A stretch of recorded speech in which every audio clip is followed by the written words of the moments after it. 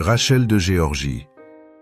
L'esclave qui a écorché son maître vif et accroché sa chair au mur, 17 octobre 1837, une plantation isolée de Géorgie. Les cris résonnaient dans la nuit géorgienne, un son qui déchirait le silence et s'accrochait à l'air humide, un son qui allait onduler à travers des décennies de souvenirs murmurés. Il chuchotait son nom avant même que le sang ne sèche. Rachel. Elle portait non seulement un couteau de boucher, mais une soif de vengeance qui faisait trembler la nuit elle-même. Une femme d'une vingtaine d'années, une esclave de maison, connue pour son efficacité discrète, mais sous ce calme se cachait un registre de douleur. Mais cette nuit-là, Rachel ne resta pas silencieuse. Elle ne s'agenouilla pas. Elle ne pardonna pas. Rachel a gravé la terreur dans la chair et laissé des ombres sur chaque mur. Ceci est la véritable histoire de Rachel, une esclave qui a transformé une nuit de terreur en une nuit de jugement, quand la peur elle-même a appris son nom. Avant de continuer, laissez votre marque dans les commentaires. D'où regardez-vous? Au final, les témoins maintiennent l'histoire vivante plus que les archives ne le pourraient jamais. L'air en Géorgie au milieu des années 1830 était lourd de nombreuses choses. L'odeur du coton mûrissant, l'humidité oppressive qui s'accrochait à chaque souffle, et une tension tacite qui bourdonnait sous la surface des vastes plantations.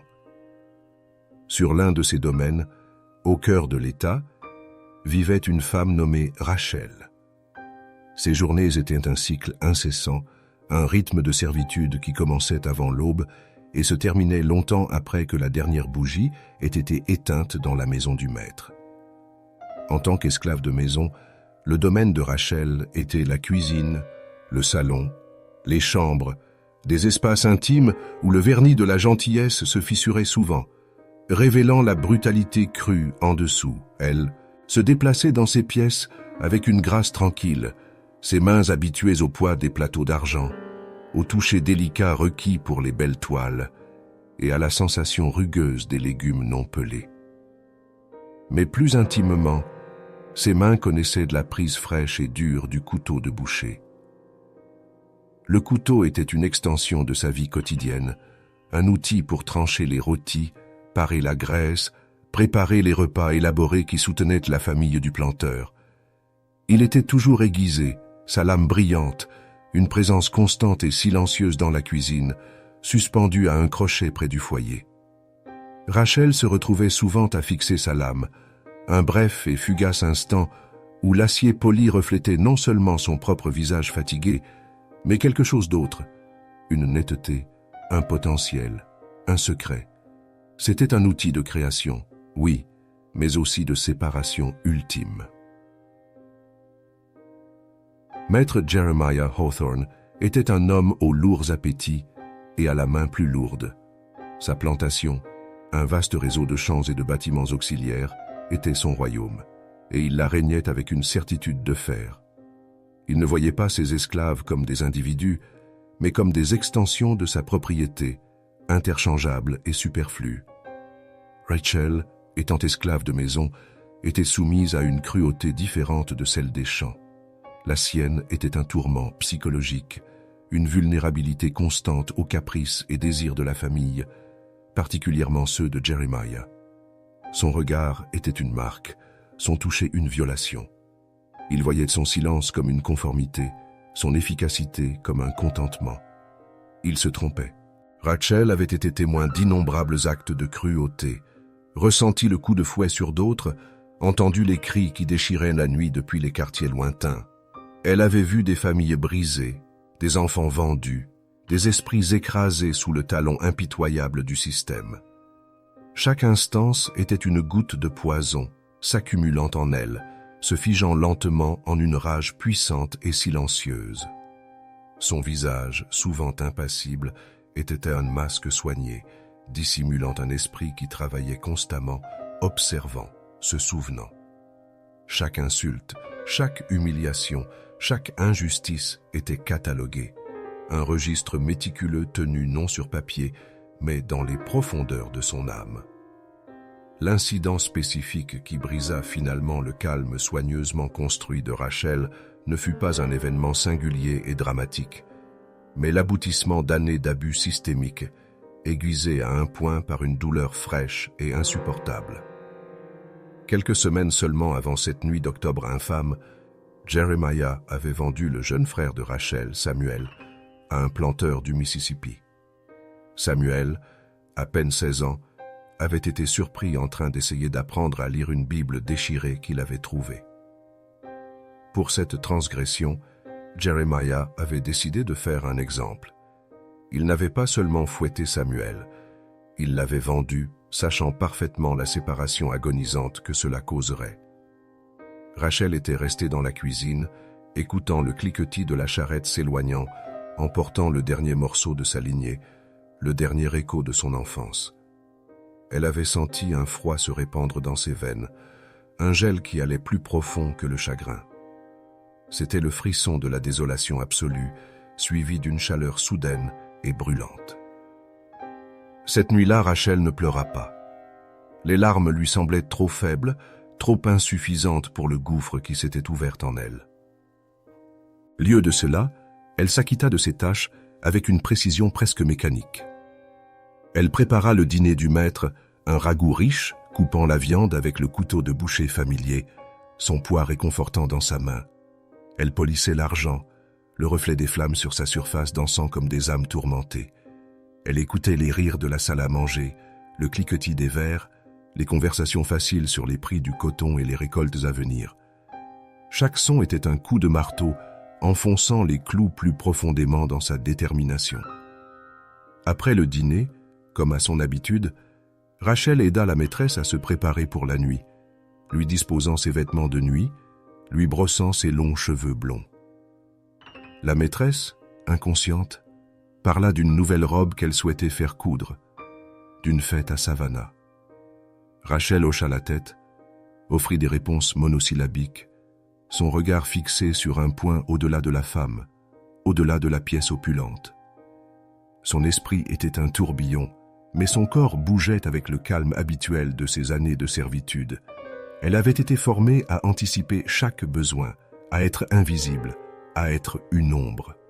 Maintenant, elle allait utiliser cette invisibilité dans un but différent. Plus tard, alors que la maison sombrait dans le silence, à l'exception du chant des grillons à l'extérieur et du braiement lointain d'une chouette, Rachel retourna à la cuisine. La lune, un fin croissant, offrait peu de lumière à travers la fenêtre. Elle prit le couteau de boucher de son crochet. Son acier était froid contre sa paume, un ami familier, mais désormais imprégné d'un tout nouveau but. Sa netteté, habituellement un avantage pratique, ressemblait maintenant à une promesse. Elle testa son tranchant du pouce, un geste silencieux, presque rituel. Ce n'était pas le couteau pour trancher la viande. C'était un couteau pour un jugement. Son cœur, qui avait semblé une pierre morte pendant des semaines, battait maintenant d'un rythme lent et régulier. Ce n'était pas de la peur, mais une certitude profonde et glaçante. Elle connaissait la disposition de la maison mieux que quiconque, chaque plancher qui craquait, chaque recoin ombragé. Elle connaissait les habitudes du maître, son sommeil lourd, sa tendance à boire trop de brandy avant de se coucher. Ce n'était pas un éclat soudain de passion, c'était un feu couvant lentement qui avait finalement atteint son allumage. Rachel traversa les couloirs assombris comme un fantôme, ses pieds nus ne faisant aucun bruit sur les parquets cirés. La maison était une chose vivante dans la nuit, pleine de soupirs et de craquements, mais elle en était la maîtresse silencieuse. Elle passa devant les chambres des enfants, leur respiration douce et innocente contrastant fortement avec l'obscurité qui s'accumulait en elle. Elle ne ressentit aucun remords, aucune hésitation.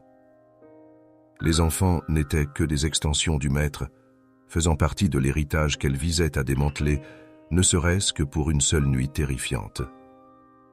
Elle atteignit la chambre du maître. La porte était entr'ouverte, une fente d'obscurité dans l'obscurité. Il ronflait, un son guttural qui remplissait la pièce, un son de droit et de confort insouciant. Rachel poussa la porte davantage, entrant. L'air était lourd du parfum de vieux brandy et du corps non lavé du maître. Elle aperçut son contour au clair de lune qui filtrait par la fenêtre, une forme massive sous un drap blanc impeccable. Rachel resta longtemps debout près du lit, le couteau lâchement tenu à ses côtés. Qu'auriez-vous pensé à ce moment-là? S'agirait-il d'un éclair de toutes les injustices, d'un torrent de souvenirs de Samuel, de sa mère, d'innombrables autres? Ou s'agirait-il d'un vide profond, d'un calme dépourvu de toute haie, motion, d'une concentration pure et froide sur la tâche à accomplir? Pour Rachel, ce fut une clarté glaçante. Les années de souffrance avaient dépouillé tout sentiment, ne laissant que la détermination sinistre d'un sculpteur face à un bloc de pierre. Elle tendit la main, non pas avec le couteau, mais avec sa main libre, et écarta les lourds rideaux de velours, laissant la pâle lumière de la lune inonder la pièce. Ce ne fut pas un acte de miséricorde, mais d'intention. Elle voulait qu'il voie, qu'il comprenne, qu'il soit témoin de sa propre fin. La lumière tomba sur le visage du maître, révélant sa mâchoire relâchée, le réseau de veines brisées sur son nez, son sommeil imperturbable. Puis, elle pressa l'acier froid du couteau de boucher contre sa gorge. Ses yeux s'ouvrirent brusquement. Pendant une brève et terrifiante seconde, il n'y eut que confusion, une désorientation groggy. Puis, alors que l'éclat du couteau s'enregistrait, alors qu'il voyait le visage de Rachel complètement dénué d'émotion, une terreur primale s'empara de lui. Ses yeux s'écarquillèrent, sa bouche s'ouvrit, mais aucun son n'en sortit. C'était comme si sa gorge avait déjà été sectionnée, étouffée par l'horreur pure et inimaginable du moment. Il essaya de bouger, de se débattre, mais la prise de Rachel était étonnamment forte, alimentée par une puissance qui s'était accumulée pendant des années. Elle le maintint d'un bras, le couteau stable à son cou. Un son grave et guttural lui échappa finalement, un croassement terrifié. Il se débattit, une tentative désespérée et futile d'échapper à l'inévitable. Rachel ne dit rien. Son silence était plus terrifiant que n'importe quel cri. Elle observa ses yeux, vit la compréhension naissante de son destin, la réalisation que la femme silencieuse et soumise qu'il avait possédée était maintenant son juge, son jury et son bourreau. La première coupure ne fut pas profonde, pas destinée à tuer rapidement. Ce fut une incision précise, délibérée, destinée à marquer, à commencer. Le maître allaita, un son étouffé par la douleur et l'incrédulité. Le sang jaillit, sombre contre sa peau pâle, chaud contre les doigts de Rachel. Il hurla alors, un son brut et perçant qui déchira le silence de la maison. Mais Rachel avait anticipé cela. Elle pressa une main sur sa bouche, étouffant le son, le forçant à refluer dans sa gorge jusqu'à ce que ce ne soit plus qu'un gargouillis étouffé et désespéré. Il se tordait sous elle, un homme grand et puissant réduit à un animal terrifié et impuissant. L'acte qui suivit fut un processus lent et méthodique, un rituel de profanation. Rachel ne se pressa pas. Chaque mouvement était délibéré, chaque coupure précise. Elle travailla avec la même efficacité qu'elle appliquait à préparer une carcasse dans la cuisine. Seulement cette fois, le sujet respirait, hurlait intérieurement, se tordant d'une terreur qui rayonnait de lui comme de la chaleur. La pièce se remplit du goût métallique du sang, du doux bruit de la chair qui se déchire, et des supplications étouffées et désespérées du maître. Ses yeux, grands ouverts d'horreur, suivaient chacun de ses mouvements, reflétant la pâle lumière de la lune et sa propre déchéance. Le silence qui avait enveloppé Rachel si longtemps, le silence de l'oppression, devint maintenant le silence de son pouvoir. Elle ne prononça aucun mot, n'offrit aucune explication. Ses actions furent le seul langage, une déclaration d'indépendance brutale et indéniable. Elle travailla toute la nuit, les heures se brouillant en un acte intemporel de vengeance. Elle se mouvait avec une concentration étrange et détachée comme si elle ne faisait qu'accomplir une tâche attendue depuis longtemps. Les luttes du maître s'affaiblirent. Ses gémissements devinrent plus faibles, jusqu'à ce que seul le son peu profond et saccadé de sa respiration subsiste, témoignage de sa vie s'éteignant. Au moment où le premier soupçon de l'aube peignait le ciel de violets et de gris meurtris, Rachel avait terminé. Elle recula, son corps couvert de sueur et de sang, mais son visage demeurait un masque d'un calme étrange. Maître Jeremiah Hawthorne n'était plus un homme. Son corps, méticuleusement écorché, était une toile de muscles et d'os bruts et exposés. Les bandes de sa peau, soigneusement retirées, furent ensuite prises par Rachel et, avec une délibération glaçante, fixées au mur de sa propre chambre. C'était une tapisserie grotesque, une déclaration silencieuse et sanglante, transformant son sanctuaire personnel en une chambre d'horreur, un monument à sa propre cruauté. Les yeux du maître, toujours ouverts, fixaient aveuglément sa propre peau, épinglée comme des trophées. C'était un message, gravé dans le sang et la chair, pour quiconque oserait entrer. Rachel laissa le couteau de boucher planté au centre du front du maître, une dernière déclaration emphatique. Son acier, autrefois un outil banal, brillait maintenant d'une signification terrible et sacrée. Elle resta un instant, contemplant son œuvre, le silence dans la pièce étant désormais profond, rompu seulement par le chant lointain des oiseaux du matin, inconscient de l'horreur qui s'était déroulée. Elle ne ressentit ni triomphe, ni exultation, seulement un vide profond et las, comme si un grand poids avait été soulevé, laissant un espace creux derrière. La rage qui avait brûlé si violemment s'était consumée elle-même, ne laissant que des cendres. Elle sortit de la pièce, laissant la porte entr'ouverte, une invitation à la découverte. Elle traversa la maison, ses pieds nus laissant maintenant des empreintes écarlates sur les parquets lustrés, une trace de rébellion silencieuse. Elle alla à la cuisine, se lava soigneusement les mains, frottant jusqu'à ce que la peau soit à vif, bien que la tache lui parût indélébile, non sur sa peau, mais sur son âme. Elle enfila une robe propre et simple, rassembla un petit baluchon de nourriture et d'eau, et s'éclipsa par la porte de derrière alors que le soleil commençait à se lever, peignant le ciel de couleurs qui se moquaient de l'obscurité qu'elle venait de créer. La découverte fut rapide. La maîtresse, se réveillant tard, remarqua le calme inhabituel, le manque d'activité matinale. Elle appela Rachel, puis son mari. Sans réponse, elle s'agita. Finalement, poussée par une anxiété grandissante, elle se rendit dans la chambre du maître. La vue qui l'accueillit la hantrait durant ses veilles et ses cauchemars jusqu'à son dernier jour. Son cri, quand il déchira enfin sa gorge, fut un son de terreur pure et absolue, un son qui réveilla toute la plantation. La maison éclata dans le chaos. Les esclaves de maison se précipitèrent vers la maîtresse, puis reculèrent d'horreur du pas de la porte. Les ouvriers des champs, réveillés par l'agitation, se rassemblèrent à l'extérieur, leurs visages mêlant peur, choc et une appréhension étrange, indéchiffrable. Le shérif fut appelé, arrivant des heures plus tard de la ville la plus proche, le visage sombre alors qu'il examinait la scène. Il avait vu de la violence, des actes brutaux nés de la colère et du désespoir, mais rien de tel. Ce n'était pas seulement un meurtre, c'était un acte de vengeance profonde et symbolique, un message gravé dans la chair. L'enquête fut rapide mais infructueuse.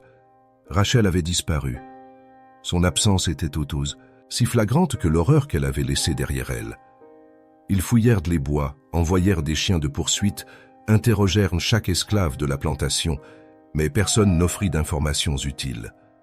Un mur de silence, plus épais et plus impénétrable que n'importe quelle prison, s'était dressé autour de Rachel. Les autres esclaves, bien qu'apparemment terrifiés, détenaient une connaissance secrète et interne. Une graine avait été plantée. Un murmure avait commencé. Auriez-vous fait de même à sa place? À quoi auriez-vous pensé pendant que les équipes de recherche fouillaient les bois? Les registres officiels, lorsqu'ils furent finalement rédigés, parlaient d'un « acte de barbarie sauvage » commis par une esclave fugueuse nommée Rachel, mais ils omettaient soigneusement les détails les plus macabres. L'étendue complète de la profanation de Jeremiah Hawthorne fut jugée trop choquante, trop dangereuse pour être largement connue. Admettre une telle chose, la consigner dans les registres publics, reviendrait à reconnaître la profondeur de la haine et le potentiel de représailles qui couvaient sous la surface du système esclavagiste. Ce serait donner du pouvoir aux esclaves, transformer une victime en vengeresse. Ainsi, la vérité fut supprimée, aseptisée, réduite à une simple mention d'une évasion violente. Mais la vérité a sa propre façon de trouver ses canaux. Parmi les communautés d'esclaves de Géorgie, l'histoire de Rachel se répandit comme une traînée de poudre, portée par les murmures dans les champs, dans les coins sombres des cabanes, le long des chemins poussiéreux. Elle ne fut pas écrite, mais tissée dans le tissu de la tradition orale, transmise de génération en génération. Les détails grandirent, changèrent, s'embellirent, prenant la qualité d'une légende. Rachel devint une figure spectrale, un fantôme de vengeance, un ange sombre de la justice. Certains disaient qu'elle avait disparu dans les marécages, avalée par les cyprès drapés de mousse et les eaux troubles, ne faisant qu'un avec la nature sauvage. D'autres affirmaient qu'elle avait trouvé son chemin vers le nord, guidée par les esprits de ses ancêtres, son évasion un miracle. Des murmures couraient, selon lesquels elle n'avait pas agi seule, que d'autres l'avaient aidée, une conspiration silencieuse des opprimés. Mais le cœur de l'histoire demeurait. Rachel, la discrète esclave de maison, avait écorché son maître vif et accroché sa chair au mur de sa propre maison. Ce fut un acte de défi si audacieux et terrifiant qu'il devint un symbole puissant. Pour les esclaves, l'histoire de Rachel était un amer réconfort, un témoignage de l'idée que même l'oppresseur le plus puissant pouvait être abattu. C'était une histoire racontée à voix basse, un rêve dangereux, une étincelle d'espoir que la rébellion, dans sa forme la plus extrême, était possible. Elle devint une figure de force silencieuse, un rappel que même l'esprit le plus brisé pouvait trouver un moyen de riposter. Son nom, autrefois utilisé uniquement dans le contexte de la servitude, devint un mot de pouvoir, une prière murmurée, une incantation secrète. Pour la classe des planteurs blancs, l'histoire devint un avertissement glaçant. Bien que minimisés officiellement, les détails macabres circulaient en des termes chuchotés et craintifs parmi eux. Cela engendra un nouveau type de paranoïa, une suspicion plus profonde envers les visages calmes et apparemment complaisants qui les servaient. Le couteau de boucher, un outil de cuisine commun, devint une source de malaise. Chaque ombre semblait abriter une menace cachée, chaque silence une tempête qui se préparait. L'horreur que Rachel avait infligée résonnait dans les salons et les salles à manger d'autres plantations, un rappel constant et troublant du pouvoir brut et sauvage du désespoir humain poussé à sa limite absolue. L'image de la peau écorchée du maître, pendue comme une bannière de représailles, s'ancra dans la conscience collective de la région, un contrepoint glaçant à la société polie qu'il prétendait maintenir. Ce fut une inversion terrifiante du pouvoir, un moment où l'horloge de l'histoire sembla se remonter, révélant la vérité brutale en dessous. La plantation Hawthorne ne se remit jamais complètement. La maîtresse, tourmentée par le souvenir, devint recluse, incapable d'échapper à l'odeur persistante de sang et de peur qui imprégnait la maison. Elle vendit des parties des terres, déménageant finalement dans une propriété plus petite, hantée à jamais par le spectre de la vengeance de Rachel. La chambre du maître resta scellée pendant des années, une tombe d'horreur indicible, finalement démolie comme pour effacer le souvenir, mais la terre n'oublie jamais. L'héritage de Rachel n'était pas celui d'une évasion vers la liberté au sens conventionnel, mais d'une marque profonde et indélébile laissée sur le paysage de l'injustice. Son histoire une mélodie sombre jouée sur les cordes de la terreur et de la rétribution, devint une partie permanente du gothique sudiste, murmurée autour des feux et portée par le vent. Le couteau de boucher, planté dans le front du maître, fut finalement retiré, nettoyé, et probablement perdu avec le temps, mais sa présence symbolique persista. Il devint un écho fantomatique dans le folklore, un puissant rappel de la violence inhérente au système et de la violence encore plus grande qu'il pouvait engendrer en retour. L'acte de Rachel n'était pas une justice rendue par la loi, mais par la colère, une rétribution féroce et personnelle qui défiait toutes les limites légales et sociales de l'époque. Son nom, bien que supprimé des annales de l'histoire officielle, perdure dans l'ombre, un témoignage d'une vérité trop terrible pour être écrite, trop puissante pour être oubliée. Le silence qu'elle imposa cette nuit-là devint un rugissement dans les générations qui suivirent, un récit qui transcenda la mémoire individuelle et devint une partie d'un héritage partagé et douloureux. Si vous êtes toujours là, écrivez le mot « justice » ci-dessous. La plantation Hawthorne, autrefois symbole de la prospérité et de la domination de Jeremiah, ressemblait maintenant à une blessure dans la terre, répandant la terreur dans le paysage environnant. La maîtresse, Eleanor, une femme qui avait vécu une vie protégée par la richesse du coton et la bienséance sociale, vit son monde entièrement brisé. Ses cris initiaux avaient cédé la place à un état catatonique, ses yeux grands ouverts et ne voyant rien, rejouant l'horreur indescriptible dont elle avait été témoin. La maison, son foyer, devint un mausolée de peur, chaque ombre une menace tapie, chaque craquement du plancher un rappel des pas silencieux et mortels que Rachel avait faits. Elle ne pouvait plus supporter de parcourir les couloirs, l'air même semblant s'accrocher à l'odeur métallique du sang, un parfum de terreur qu'elle seule pouvait percevoir. Les autres esclaves de la plantation se déplaçaient avec un nouvel, au calme inquiétant. Extérieurement, ils montraient de la peur, une terreur soigneusement jouée pour le bénéfice des contremaîtres blancs et du shérif.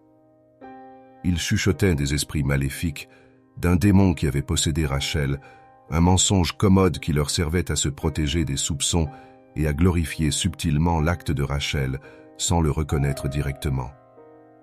Mais dans l'intimité de leur cabane, derrière des portes closes et sous le voile de la nuit, une conversation différente se déroulait. Il y avait un changement palpable dans l'air, un redressement subtil des épaules, une lueur de défi dans des yeux qui avaient longtemps été baissés. L'acte de Rachel, bien que horrifiant, avait déchiré l'illusion d'invincibilité blanche. C'était comme si une grande cloche silencieuse avait sonné, faisant écho à une vérité qui avait été niée pendant des siècles, que les opprimés, poussés au-delà de toutes les limites, pouvaient inverser la situation de la manière la plus terrifiante imaginable. Le shérif, un homme costaud nommé Jebediah Finch, se retrouva dans une situation délicate.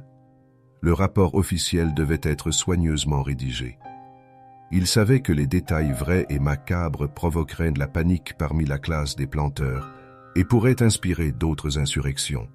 Il décrivit un meurtre brutal, un acte sauvage, et l'évasion de Rachel. Il se concentra sur sa sauvagerie innée, une explication commode qui dédouanait le système de son rôle dans la création d'un tel monstre. Mais même Jebediah, endurci par des années de justice frontalière, ressentit le frisson de cette maison. Il avait vu la chair crue, l'arrangement méticuleux, presque artistique, de la peau sur les murs. Ce n'était pas un crime passionnel, c'était une déclaration délibérée, calculée. Il quitta la plantation avec un nœud d'anxiété au ventre, sachant que certaines vérités étaient robe dangereuse pour être prononcées à voix haute. Quant à Rachel, son évasion dans la vaste et impitoyable nature sauvage de Géorgie ne fut pas un vol triomphal, mais une descente dans un monde primitif. Les marécages, avec leurs cyprès anciens drapés de mousse espagnole, devinrent son sanctuaire et son tourmenteur. L'air épais et humide, les insectes bourdonnants, le sol constant et changeant sous ses pieds nus, tout cela contrastait fortement avec l'environnement structuré et stérile de la maison du maître. Elle se déplaçait comme une ombre, guidée par l'instinct, les bruits des groupes de recherche, leurs chiens aboyant au loin, un rappel constant du monde qu'elle avait laissé derrière elle. Son esprit, autrefois un registre méticuleux de douleurs, était maintenant une tempête de sensations et de survie brute. Elle mangeait ce qu'elle trouvait. Des baies sauvages, des racines, parfois un petit poisson pêché à main nue. Les jours se confondaient avec les nuits avec les jours. Elle dormait dans des troncs creux, sous d'épais fourrés de roseaux, toujours alerte, toujours à l'écoute. Le couteau de boucher, l'instrument de son jugement, avait disparu, laissé dans la tête du maître un choix délibéré. Elle ne portait aucune arme, seulement le souvenir de ce qu'elle avait fait, un souvenir qui était à la fois un fardeau et une étrange source de force. Le poids de ses actions se posa sur elle, non comme de la culpabilité, mais comme une finalité profonde, hélas. Il n'y avait pas de retour en arrière. Elle avait franchi un seuil, brûlé un pont. Sa vie, telle qu'elle la connaissait, était finie. Qu'auriez-vous pensé à ce moment-là, seul dans cette vaste et indifférente nature sauvage, avec le poids d'un tel acte sur votre âme? L'histoire de Rachel commença à prendre vie propre, distincte de la femme qui avait commis l'acte. Elle fut murmurée dans les champs des plantations voisines, portée par les esclaves. Es fugitifs, chantée dans des spirituals codés. Elle devint un conte moral pour les maîtres, un rappel glaçant que leur pouvoir n'était pas absolu. Pour les esclaves, elle était une étincelle, une lueur de défi dans l'obscurité suffocante. Ils parlaient de Rachel non seulement comme d'une femme, mais comme d'une force, d'un esprit vengeur. Une vieille femme, connue seulement sous le nom de Tante Maille, qui avait vu plus de 80 étés sur diverses plantations, racontait l'histoire à voix basse autour des feux communaux. On dit qu'elle est sortie de cette maison, pas une égratignure sur elle, du sang sur ses mains, comme si elle venait de donner naissance à un monde nouveau. Chantonnait Tante Maille, sa voix rauque de vieillesse, ses yeux brillants dans la lumière du feu. On dit que les esprits de tous les perdus, de tous ceux qui ont été vendus, ont guidé ses mains cette nuit-là. C'est pourquoi la peau du maître, elle pendait comme un sermon, un terrible et sanglant sermon, pour que tous le voient. La version de Tante Maille mettait toujours l'accent sur l'aspect spirituel. Rachel n'était pas seulement une femme, elle était un instrument de rétribution divine. Le couteau de boucher, dans son récit, devint une lame sacrée, ointe par les larmes des générations. L'écorchage n'était pas seulement un acte de violence, mais un dépouillement symbolique de la fausse autorité du maître, exposant son vrai moi vulnérable. Ce récit, riche en métaphores et en résonances spirituelles, servait un but crucial. Il transformait un acte de désespoir individuel en un mythe collectif, offrant un exutoire cathartique à la rage couvant d'une communauté entière. C'était une histoire qui construisait une nouvelle sorte de forteresse, non de pierre, mais de mémoire partagée et de défi. Des années passèrent. La plantation Hawthorne, vendue et revendue, sombra lentement dans le délabrement. La maison, malgré des rénovations répétées, ne se débarrassa jamais tout à fait de sa réputation. Les domestiques chuchotaient des zones froides, des bruits étranges la nuit, d'une odeur persistante qu'aucun lavage ne pouvait enlever. La pièce où Jeremiah Hawthorne trouva la mort fut finalement murée, puis transformée plus tard en débarras, mais le souvenir, comme une tache tenace, refusa de s'effacer. Ce n'était pas seulement une maison, c'était un monument à une rédemption, un témoignage silencieux d'une vérité trop terrible pour être écrite. Eleanor, la veuve de Jeremiah, ne se remit jamais du traumatisme. Elle vécut ses jours dans un état d'agitation nerveuse, son sommeil tourmenté par des cauchemars, ses heures de veille remplies d'une peur irrationnelle des ombres et des mouvements brusques. Elle fixait parfois ses propres mains, comme si elle s'attendait à ce qu'elles portent la même tache indélébile qui avait marqué Rachel. Sa vie devint un lent et agonisant délitement, un témoignage de la conséquence psychologique de l'acte de Rachel. La richesse qui l'avait autrefois définie ressemblait maintenant à une malédiction, un rappel constant du mari qu'elle avait perdu et de la terreur qui l'avait emporté. Les registres officiels de la disparition de Rachel restèrent rares et cliniques. Fugitive, présumée morte ou partie vers le nord. Mais la vérité brute, brutale et puissante, continua de résonner à travers les communautés. Des décennies plus tard, pendant la guerre civile, les histoires de Rachel étaient encore racontées parmi les régiments noirs, murmurées autour des feux de camp avant les batailles. Elle était une héroïne populaire, une légende sombre, un symbole de la résistance ultime. Son acte, autrefois un événement isolé, était devenu un fil tissé dans la plus grande tapisserie de la lutte pour la liberté. C'était un témoignage que même dans les recoins les plus sombres, l'esprit humain, poussé à sa limite absolue, pouvait déchaîner une force qui ébranlerait les fondements mêmes de l'oppression. Le nom de Rachel devint un code secret, un symbole de colère juste et de la beauté terrifiante de la vengeance, quand toutes les autres voies de la justice étaient fermées. Le destin exact de Rachel elle-même resta enveloppé de mystère. Certains spéculèrent qu'elle trouva refuge auprès des communautés marronnes au fond des marécages, vivant une vie de liberté sauvage, reine de la nature indomptée. D'autres crurent qu'elle périt, succombant aux éléments rudes ou à la poursuite incessante des chasseurs d'esclaves. Mais dans la mémoire collective, son existence physique devint moins importante que son existence symbolique. Elle était partout et nulle part, un murmure sur le vent, une ombre dans les bois les plus profonds, une protectrice féroce de ceux qui souffraient. L'histoire de Rachel, Rachel de Géorgie, n'était pas seulement un récit de violence, mais un récit profond sur la mémoire et le folklore. Elle montrait comment un acte unique et extrême pouvait être transformé, interprété et transmis de génération en génération, façonnant la compréhension de la justice, de la résistance et de la survie.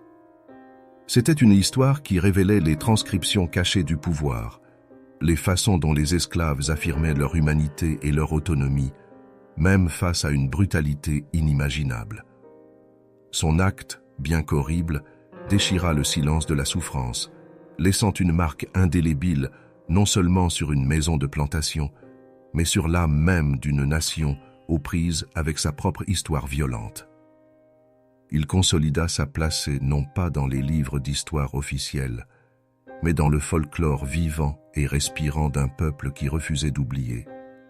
Un peuple qui comprenait que parfois, la seule façon de briser les chaînes était avec un silence plus aiguisé que n'importe quelle lame et une volonté plus froide que la mort elle-même. Des histoires comme celle-ci méritent des témoins. Soyez-en un en laissant votre marque dans les commentaires.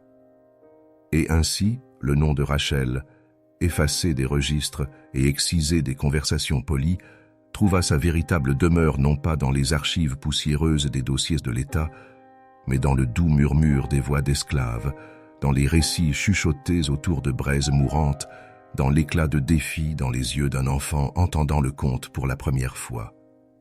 Les propriétaires de plantations cherchèrent à enterrer son acte sous des couches de silence et de déni officiel, mais ils ne réussirent qu'à planter une graine qui devint un formidable arbre de légende, ses racines profondément ancrées dans le sol de l'injustice, ses branches murmurant une terrible et belle vérité à travers les générations.